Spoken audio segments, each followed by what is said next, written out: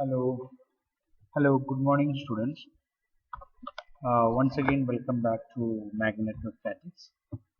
So today this is our module number 13, and we will be discussing magnetic field in matter. So as an introductory part of magnetic field in matter, we were talking about torque experienced by magnetic current loops. Okay. Previous class also we talked about force experienced by uh, loops.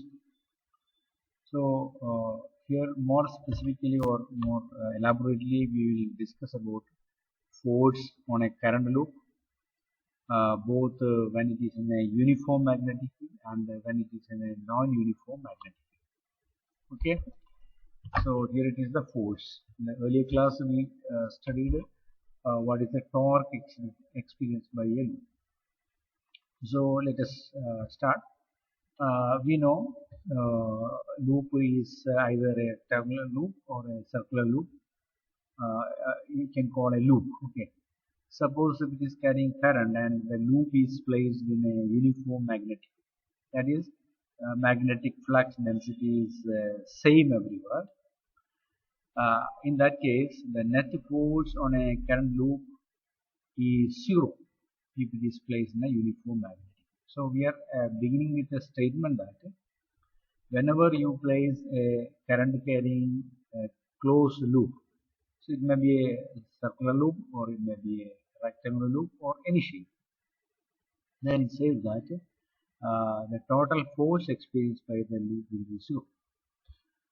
So let us try to prove it. Okay, it is given as a statement and we want to prove it. Okay, so first what we'll say, we will write the total force, the force experienced by a current carrying wire or a current carrying piece of wire of length dl is given by vector of is equal to I into dl cross b. This equation we already know very well. Okay, and so this is a case of small wire piece. Okay, so what will be the total force experienced by the entire loop? We have a loop like this. So total force, then you can write as force net. That means the total force, net force. That will be given by the closed integral of I into dl cross b. Okay, so we are finding the total force. This one you can take as df, for example, df for a small force. So total force is given by integral of this. Actually, there is a df here. We forgot to put the d here. So this is the elementary force acting on an elementary length dl. So total force acting on the whole loop will be equal to integral I dl cross b. Okay. So I is common everywhere. So I can be taken outside, and even magnetic flux density that is common everywhere, that can also be kept constant. Okay, so what happens, you can take I outside and you integrate dl cross b. So what happens here, this dl, when you add up all the dl, what happens, when you are adding all the dl, its sum will be equal to 0, because if you consider top segment, there is an equal and opposite to bottom segment. Similarly, if you consider the right segment, there is an equal and opposite left segment.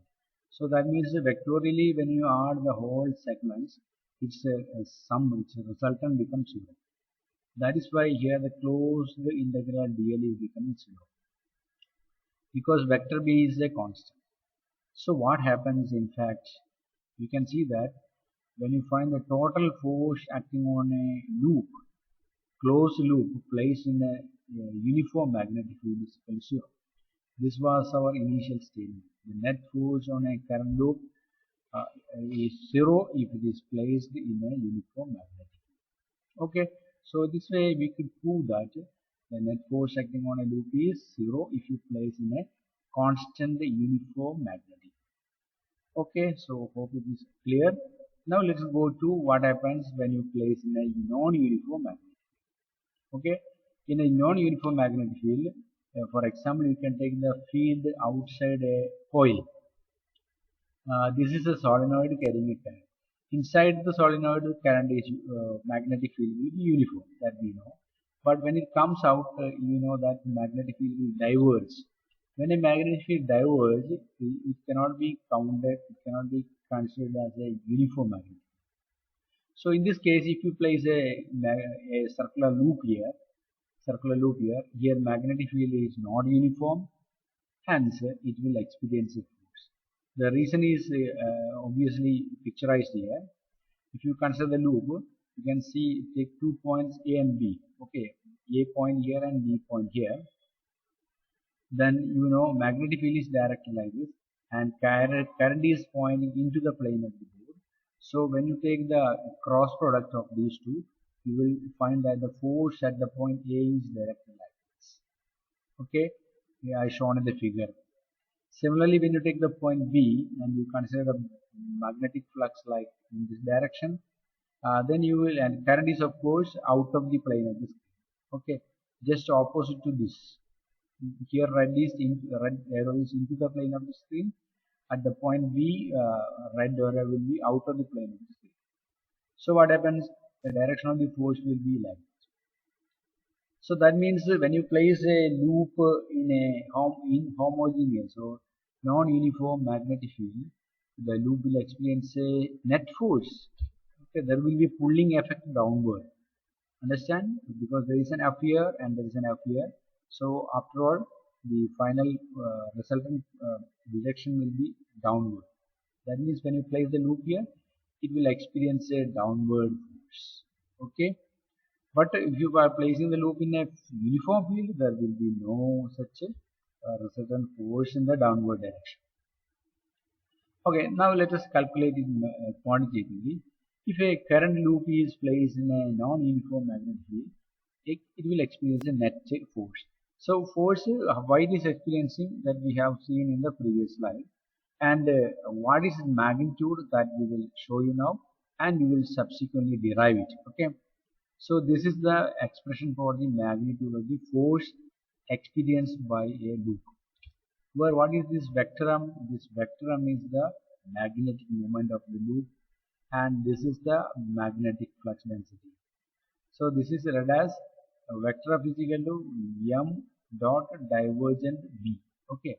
So their divergence is applicable on the vector b. Understand? So since b is diverging, or b is having some non-uniform nature, so there will be divergence existing. So now we will derive this equation. Now initially we gave this equation in straight away gave this equation. Now we will try to derive this equation. So let us see how we are going to derive it. Okay, our aim is to find out the force experienced by a coil or a loop placed in a non-uniform or inhomogeneous magnetic field. That is our purpose. Okay, so let us try to do that. So before doing that, you know that whenever a magnet is placed in a magnetic field, okay, so magnet will experience a potential energy. A potential energy that is given by potential energy is equal to vector m dot b. Okay, where b is the magnetic field and m is the magnetic moment, and m dot b will be equal to mb cos theta. So minus sign is obvious. Okay, so if this is the energy of the magnet, so all conservative forces can be expressed as negative gradient of the potential. So if we know this, we know this statement from mechanics, and we know F can be force can be written as negative gradient of potential. In our case, U is the potential, so F can be written as negative gradient of V, and U is nothing but a minus m dot P. This is also given. So our force is written as minus of minus the gradient minus vector m dot B. Okay, so our force we wrote like this, minus of minus. So minus minus you can remove, then you will get it. F is equal to force experience is equal to gradient of vector m dot B. Very simple idea, gradient of vector m dot B. But you must keep in mind that in vector calculus you have studied that suppose m and b we represent using vector p and q, then gradient of vector p dot q I am taking the formula which you already studied. So this is not a new one. So this is an equation. Okay, formula. This says that gradient of vector. Okay, gradient of vector p dot q is equal to vector p cross del cross q plus q cross del cross p plus vector p dot gradient q plus q dot gradient p. Or more elaborately, you can write as p cross curl q plus q cross curl p plus p dot div q plus p dot div p. Okay. So just to remove the p and q, instead of p and q, if you substitute m and b, vector m and vector b, you will get like this. Okay. So this is the equation when you remove vector p and vector. Very simple idea. Okay. So the same thing is given here. Okay, by removing p and q. Okay. So, but as we know, magnetic moment is a constant, hence the above relation becomes. What we are going to do is, there are certain points we are operating. Okay, this is a differentiation actually. So here what happens when you differentiate? Here also this is differentiation. Okay, grade of this one. So, but m is a constant. So what happens? You cannot differentiate a constant, but m is a constant. So what happens? This term and this term should be cancelled. Okay. So you can cancel these two terms. The reason is obvious, because you cannot find the curl of a constant quantity. You cannot find the divergence of a constant quantity. So these two terms appear. So what we get is force experienced by a loop placed in a non-homogeneous or non-uniform magnetic field will be like this. Okay, so that is what is written here. M cross del cross B plus M dot gradient of divergent of vector. Okay, and you know del cross B is given by mu 0 J. According to Ampere's circuit law, curl of B will be mu 0 J. So you can remove this curl B and place mu 0 J here. The second term is same, no difference. But you know, in the area where field we are applied, there is no volume current density. Okay, there is no volume current density.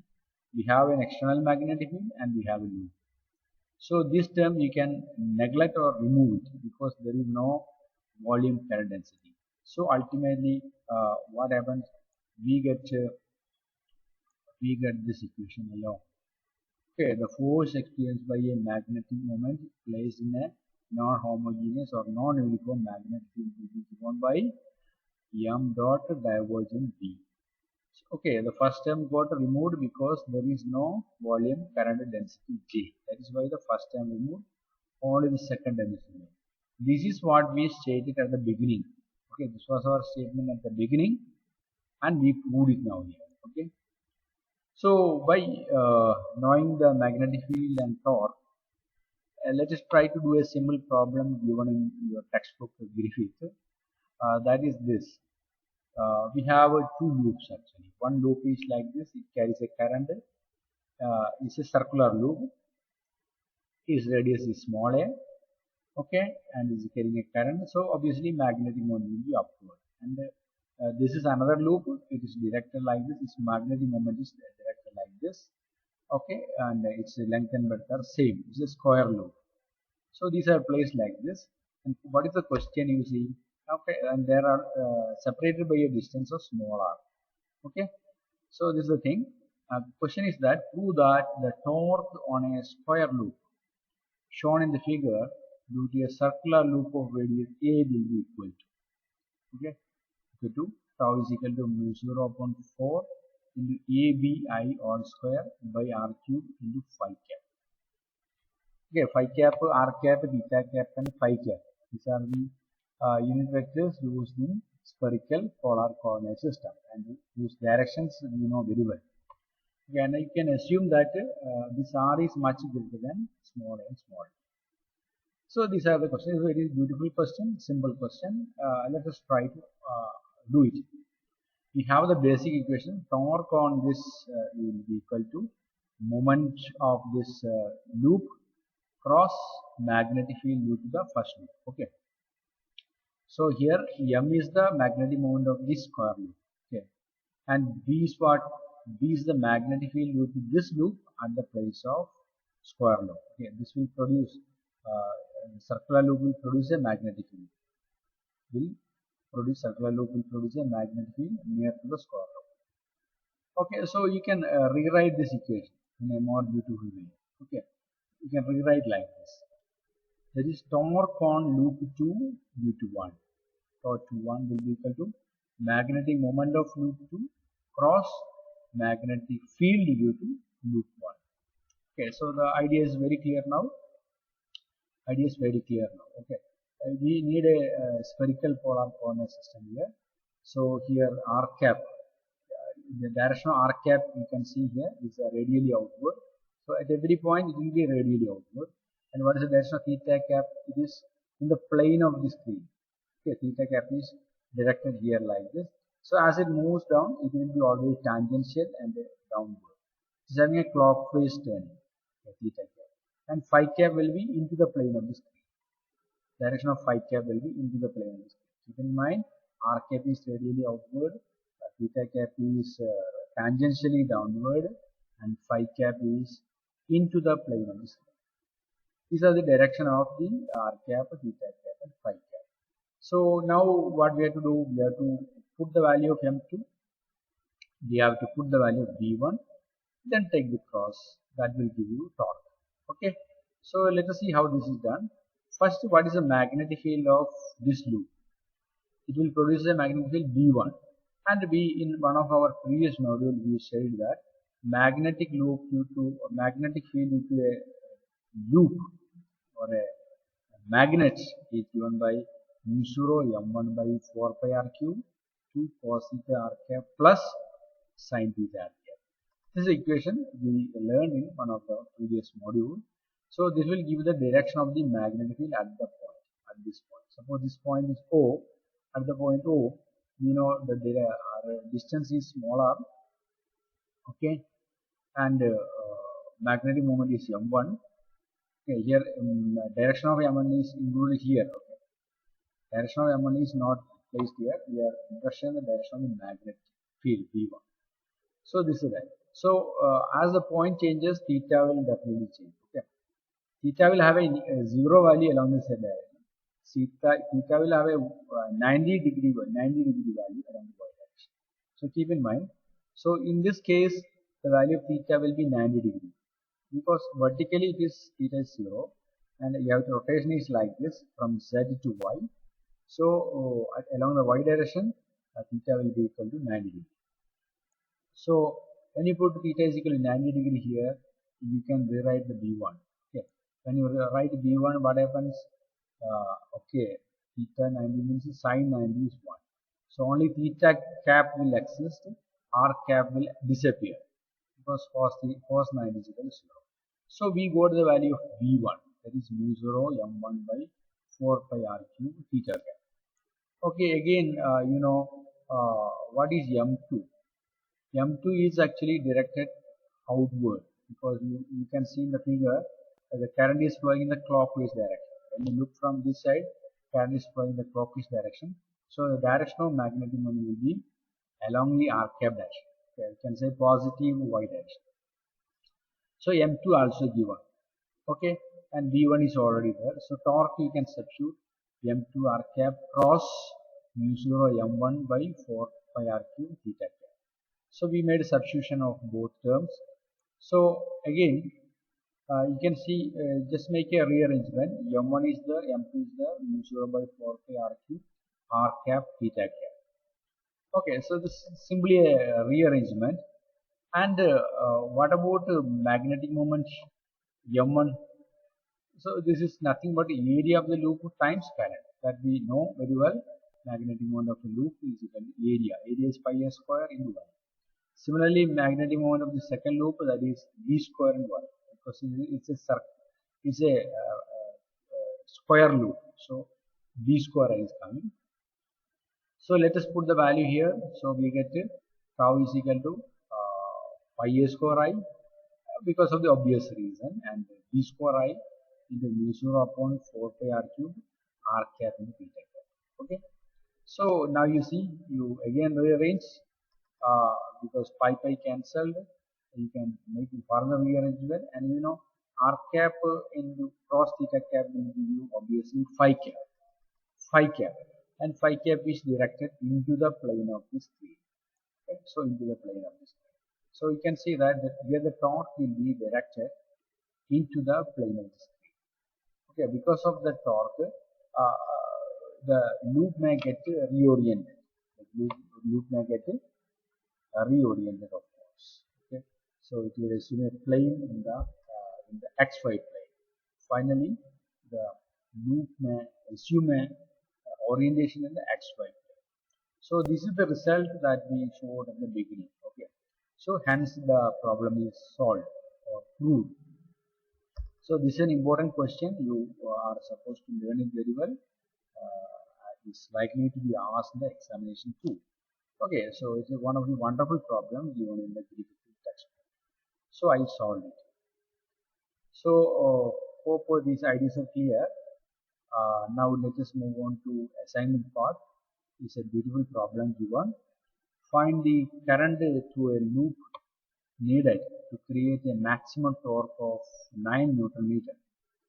The loop has 50 square turns that are 15 centimeters on a side and is in a uniform uh, zero 0.8 Tesla magnetic field. Okay, so you can assume that the loops are square loops. Okay, square turns it is mentioned. That means the loops are squares. So the sides are of same length and the number of turns are 15. So in our previous discussion, we have tau is equal to m cross b. So in which you have to put a number of turns. Right? Tau is equal to m cross b is for a single turn. If there are n turns, you have to write tau is equal to n into m cross b. So you keep in mind the number of turns here must be included. And finally, you have to find the current required for this. So rearrange the equation. The torque is already given here. By rearranging, you find out the value of the current required to make this orientation. So with these comments, let us conclude today's session. Thank you all of you. Thank you.